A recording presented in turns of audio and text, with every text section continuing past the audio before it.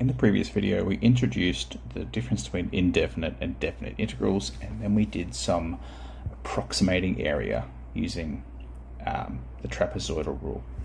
So let's just recap the difference. So in Unit 3, we had indefinite integrals.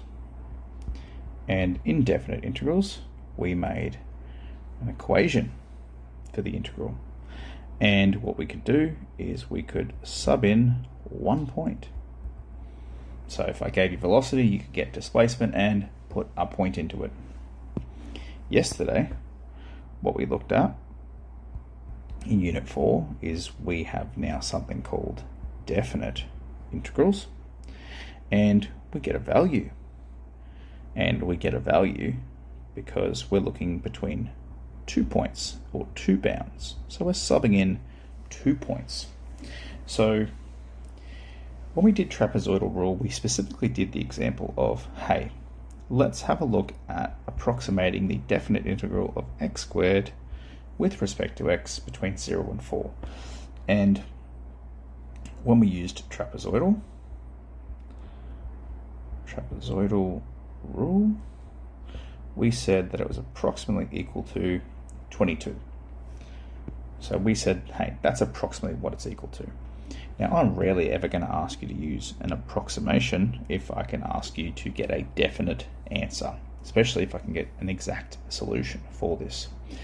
So we're going to use this rule up here, and it specifically says if you want to know the integral, the value of a definite integral between 2 bounds, and between 2 bounds means between a and b, which is what we have here, between a and b, then we have to do f of b take f of a. Now you'll notice the big difference here is that these are capital letters, and that just means the integral. So if we integrate and we sub in b, and then we take away the integral where we've subbed in a. So, okay, well, let's just start with integrating. So we're going to do this using this specific example. Well, if we integrate that, that's going to give us x cubed over 3. And of course, I could plus c. Now, when it comes to definite integrals, you'll be happy to know that we don't care about plus c. Because if I subbed in b into that integral, and then I took away me subbing in a into that integral, I've got a plus c, I've got a plus c, take away a plus c, that's just going to cancel out. So when it comes to definite integrals, we don't care. That is my definite integral. So what we could say from this is that I could say f, capital F of x, is equal to x cubed on 3.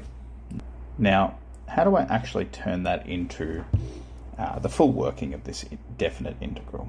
Well, we would say the integral between 0 and 4 of x squared dx is, and then we're going to open up some big square brackets. We're going to put our integral in there,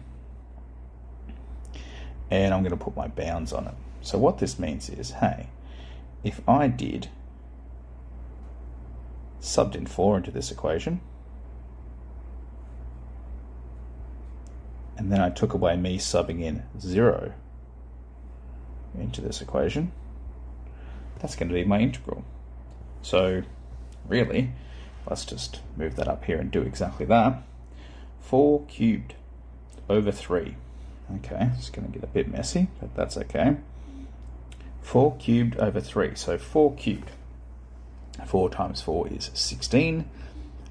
Times 4 again is 64. So that's first bit is going to be 64 over 3. Take away 0 cubed over 3, well, that's just 0. And, well, it turns out my answer is 64 over 3. Now, hold on a second. We've got over here from my trapezoidal rule 22. Oh, yesterday, if you watched that one, I said that the exact answer, the exact value was 21.33 units squared. Well, that is the same as this, okay? If you put this into your calculator, you do get 21.33 or 21.3 recurring, okay? So that is the calculus version, or the exact value version, of how we can work out what the definite integral is equal to. All right, let's get into some more examples.